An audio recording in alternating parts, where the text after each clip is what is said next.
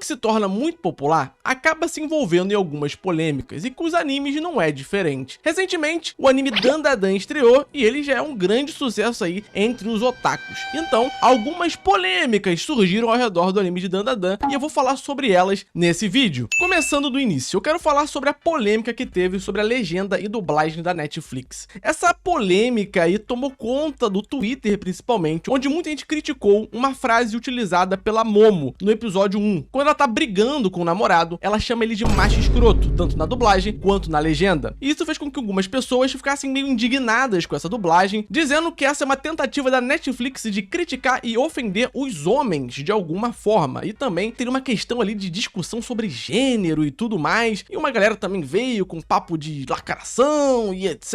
E sabe como é, né? Fica aquele circo todo que vocês já estão acostumados. A questão que fez gerar esse debate foi que a legenda da Crunchyroll não tem o macho escroto. Na verdade, é uma outra frase que a Momo fala. E aí as pessoas começaram a comparar, dizendo que a da Crunchyroll era mais correta porque não tinha nenhuma ofensa e etc. Só que, na minha opinião, não tem problema nenhum com a legenda e a dublagem da Netflix. O macho escroto ali utilizado, além de ter um contexto, porque o namorado dela definitivamente era um macho escroto, é só você ouvir ou ler a legenda que você vai notar que ele não era um cara muito legal com ela. Também tem uma função ali muito interessante, que é a questão de adaptação à cultura. E é muito comum a utilização de memes na dublagem. Isso não é de hoje. E geralmente o otaku adora quando a dublagem é mais engraçadinha, ou tem algum meme, ou um sotaque diferente. Eu vejo uma galera batendo palma pra um monte de anime que tem esse tipo de dublagem. Só que nesse caso específico, uma rapaziada ficou meio ofendida, sem motivo, na minha opinião. Porque a questão ali do macho escroto não é tentar diminuir os homens ou ofender a classe masculina. Na verdade, foi só um meme. E também serviu pro contexto da situação. E o cara, logo em seguida, chama a Momo de vadia. E nem por isso eu vi gente reclamando. Sendo que ela foi ofendida ali. As mulheres, no geral, foram atacadas. E ninguém ficou fazendo chilique na internet. Então, na minha opinião, essa polêmica que surgiu, e acreditem, foi uma polêmica relevante. Teve várias pessoas falando sobre isso no Twitter e etc. Teve até youtuber falando sobre isso. Acabou se tornando uma polêmica muito maior do que deveria. Porque uma parte da galera reviveu aquela velha nhaca que a Netflix é uma empresa lacradora e etc.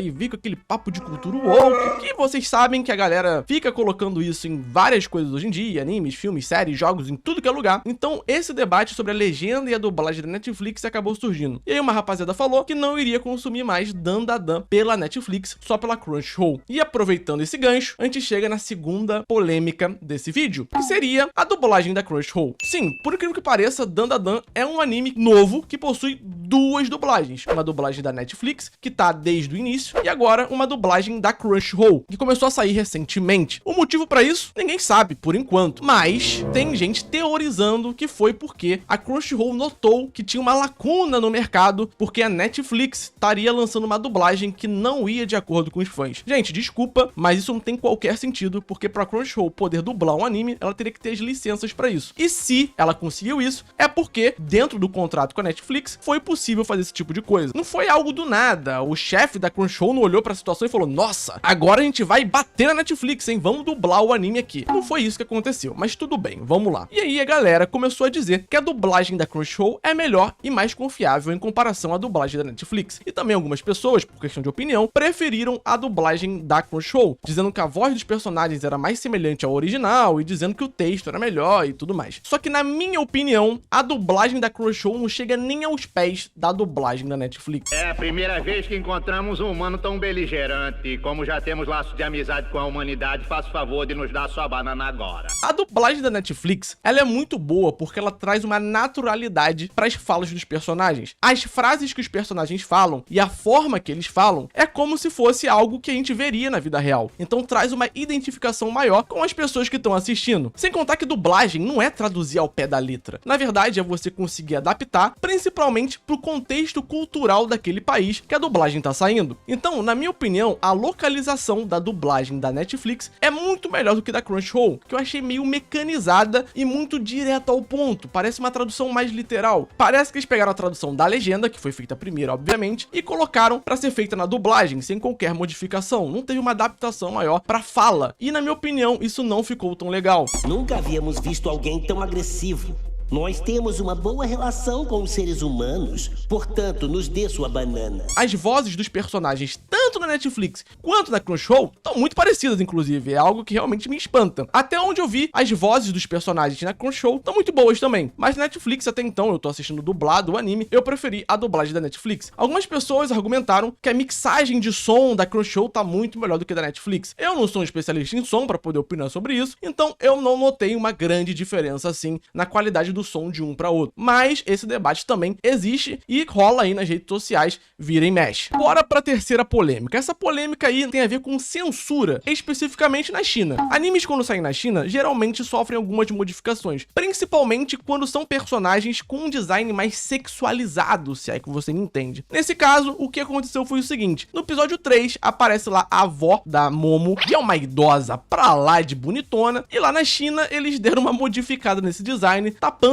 ali o decote da personagem e tudo mais, justamente pra tirar um pouco da sexualização que tem na personagem. O mesmo aconteceu com a Momo, por exemplo. Lá naquele episódio 1, os aliens tiram a roupa dela, ela fica só com roupas íntimas, e lá na versão chinesa, a Momo, ela aparece com uma roupa diferente naquele momento. Isso é algo comum na China, sempre aconteceu esse tipo de coisa. Eu entendo que é uma questão cultural deles e também tem algumas leis lá relacionadas ao tipo de coisa que crianças e adolescentes consomem na China, mas, né, fazer o quê? Na minha opinião de ocidental brasileiro, eu acho meio nada a ver esse tipo de coisa. Em alguns casos tem sentido, tem lógica, em outros casos eu acho que é só fogo no rabo mesmo. Aproveitando que nessa última polêmica sobre censura na China, eu falei sobre a cena do episódio 1, onde a Momo é sequestrada por aliens, eu quero falar sobre isso agora. Quem leu o mangá já sabia que isso ia acontecer, já tinha uma noção que provavelmente quando tivesse um anime, esse episódio ia ser bastante comentado por isso, que foi a questão da Momo ser sequestrada por aliens e quase ter sido abusada por eles. Algumas pessoas criticaram muito essa cena, outras falaram que não tinha nada a ver. Na minha opinião, eu acho que essa cena não é tão problemática quanto parece ser. Por quê? Eu não sou contra utilizar coisas polêmicas ou tópicos sensíveis em obras. Na verdade, eu acho que é interessante trabalhar essas coisas quando elas são feitas de maneira responsável ou quando não é feito só pra chocar. No caso de Dandadan, pode até parecer que foi feito pra chocar, mas tem toda a relação com o plot do arco envolvendo a Vovó Turbo. Na verdade, se você for observar bem, a Vovó Turbo, no início, ela rouba o pinto do Okarun. Se você viu até o episódio 4, você deve ter visto a explicação que a Veia Turbo, ela basicamente protegia e guiava a alma de garotas que foram abusadas ou brutalmente assassinadas. E ela ficava naquele túnel onde o Okarun entrou, porque lá especificamente homens maus levavam garotas pra fazer todo tipo de coisa. Então ela meio que dava um apavoro nesses caras. E é por isso que o Okarun perde o piu-piu dele lá no primeiro episódio. Quando a Momo é sequestrada por aliens, tem um background de fachada ali pra justificar o que eles estão fazendo, apesar de ser algo extremamente errado, de fato. A Vovó Turbo, ela entra naquele cenário através do celular pra poder salvar a Momo. Você pode pensar que é algo só do Okarun, porque ele tá basicamente sendo amaldiçoado por ela, e na verdade foi, o Okarun realmente queria ajudar a Momo, ele sabia que ela tava numa situação perigosa, mas quem possibilitou que ele passasse pelo celular pra chegar lá, utilizasse os poderes dela, foi a Veia Turbo. E se você notar, quando ela ataca o primeiro alien, ela morde aonde? O pinto dele, que na verdade não tá ali, porque ele não tem, né? Mas você entendeu. Então ela meio que ataca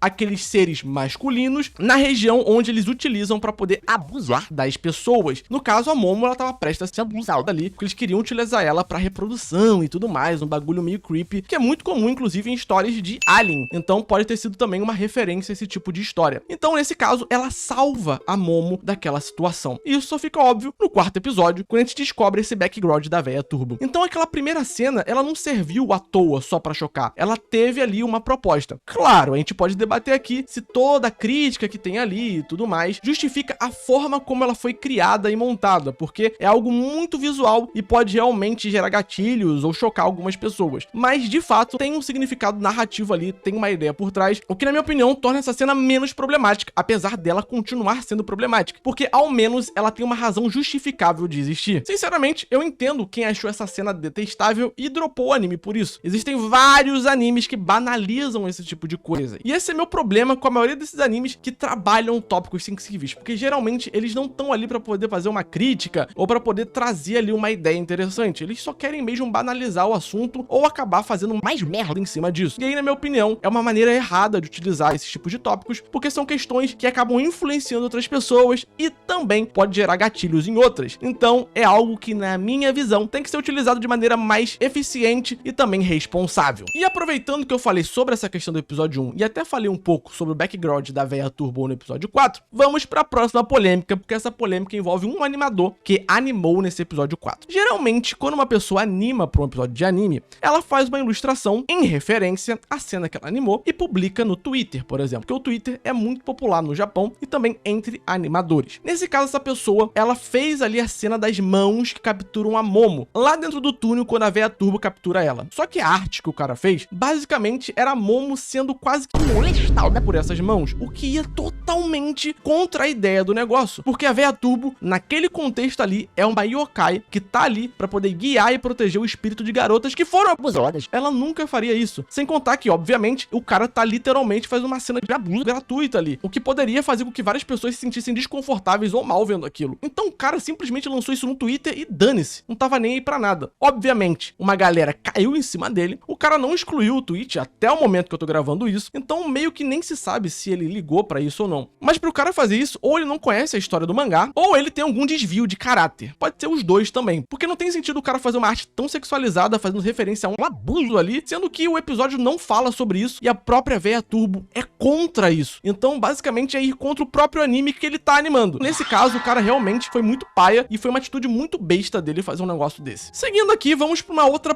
polêmica, que eu não diria nem que é polêmica, mas é uma controvérsia aí que gerou bastante debate nas redes sociais, seria a questão do protagonismo de Dandadan. Muita gente tá falando que a Momo é a protagonista de Dandadan, porque tudo no anime girou em torno dela até então, e ela basicamente resolveu todos os problemas que tiveram no anime até agora. E de fato, eu já li o mangá, a Momo é uma protagonista. Ela sempre tá envolvida diretamente nos arcos e, geralmente, as coisas giram em torno dela. E algumas pessoas não gostaram muito dessa ideia, porque para essas pessoas, o Okarun é o protagonista e fim de papo. Não tem como uma mulher ser protagonista num mangá shounen, que seria para garotos adolescentes, né? De acordo com a demografia japonesa. E para essas pessoas, a Momo seria a heroína, apenas o par romântico do Okarun e nada mais que isso. Mas, na minha opinião, os dois são protagonistas. Tanto a Momo quanto o Okarun, porque o Okarun também tem uma participação direta em todos os arcos, e também a história gira em torno dele em alguns momentos, porque apesar da história girar muito em torno da Momo, o Okarun é o cara que chega lá e mete a porrada nos outros, porque em determinado momento, o Okarun vai acabar enfrentando ali os principais vilões dos arcos, algo muito comum em shonen de porrada. A Momo, obviamente, também tem participação em lutas, ela não é alheia a isso, ela basicamente ajuda o Okarun em quase todas as lutas, inclusive, e em algumas lutas, ela que resolve a parada. Sinceramente, na minha visão, a Momo é a protagonista e o Okarun é o co-protagonista. Ele é o cara que tá ali pra apoiar a Momo. Se a gente for ver bem, no primeiro episódio, a primeira pessoa que a gente vê é a própria Momo. E a gente segue a Momo durante o episódio todo, vendo a perspectiva dela sobre homens, sobre o Okarun, sobre o sobrenatural e tudo mais. E até então, a personagem que tem mais desenvolvimento foi a própria Momo. E no mangá, inclusive, vai ser a Momo também. Mas, na minha visão, não tem problema também considerar os dois protagonistas. Ao meu ver, o problema aqui é a galera que quer desconsiderar a Momo protagonista por algum motivo, sendo que não tem qualquer sentido. Essa galera acha que, pelo fato da Momo ser mulher e ser uma história pra garotos, não tem sentido ela ser protagonista. Sendo que na própria Shonen Jump tivemos mangás aí com protagonistas femininas, como foi o caso de Jojo Parte 6 e é o caso recente de Undead Unluck, onde a gente tem a Fuko como protagonista e o Andy como co-protagonista. Muito parecido, inclusive, com a dinâmica que a gente tem em Dandadan. Então, meio que não tem muita lógica usar como argumento esse tipo de coisa, ao meu ver. E também a gente não precisa nem se prender, por exemplo, a Shonen Jump. Se a gente for pegar Frieren, por exemplo, que é de uma outra revista, o mangá, ele tem como protagonista a Frieren. E Sousou no Frieren, por incrível que pareça, é um shounen também. Então, se apegar esse tipo de detalhe, na minha opinião, acaba sendo um pouco bobo. Tanto a Momo quanto o Okarun são protagonistas e eles podem muito bem dividir essa posição sem problema algum. Bora então para a última polêmica que teve até então de Dandadan. Foi a questão do filtro vermelho. Se você assistiu o episódio 4 de Dandadan, deve ter notado que foi utilizado basicamente um filtro vermelho durante todo o episódio. Isso também aconteceu em outros episódios, especificamente quando aparece algum ser sobrenatural no episódio. Esse filtro estava mais atrelado aí à questão da Véia Turbo. Então, meio que quando ela aparecia, eu tinha uma referência a ela, ficava tudo vermelho. E aí, qual que é a parada? Algumas pessoas começaram a reclamar disso, dizendo que esse filtro vermelho o tempo todo acabava atrapalhando, incomodava os olhos, não era algo tão legal porque não tinha muito contraste e tudo mais. E ao meu ver, tem certa lógica nisso de fato. Eu acho que nesse episódio 4, por exemplo, teve um grande exagero nesse filtro vermelho. Poderiam ter outras tonalidades ali um pouco mais diferentes para gerar um contraste maior, porque de fato o episódio inteiro quase ele é bem vermelho. E isso pode pode acabar incomodando as pessoas aos poucos, porque vai se tornando um pouco maçante ver tudo vermelho o tempo todo. É algo que fez o episódio ser ruim? Não. Na minha opinião, o episódio 4 de Dandadan, inclusive, é um dos melhores lançados em 2024. Tem até meu react lá no meu outro canal. Eu entendo a proposta, acho até legal. Acho que realmente em alguns momentos acaba gerando um contrastezinho, como foi no episódio 2, onde tudo ficou em preto e branco e o protagonista ficou vermelho. Isso acabou sendo interessante, mas quando tudo fica muito vermelho, sim, de fato, é algo que pode incomodar algumas pessoas. Não me incomodou tanto, mas eu entendo quem reclamou e concordo que foi bem exagerado essa utilização do filtro vermelho. Poderia ter tido alguma outra coisinha ali pra poder equilibrar as coisas, mas nada que seja, nossa, que problemaço. Foi só aí uma galera que reclamou bastante sobre isso no Twitter, principalmente, e aí eu resolvi colocar aqui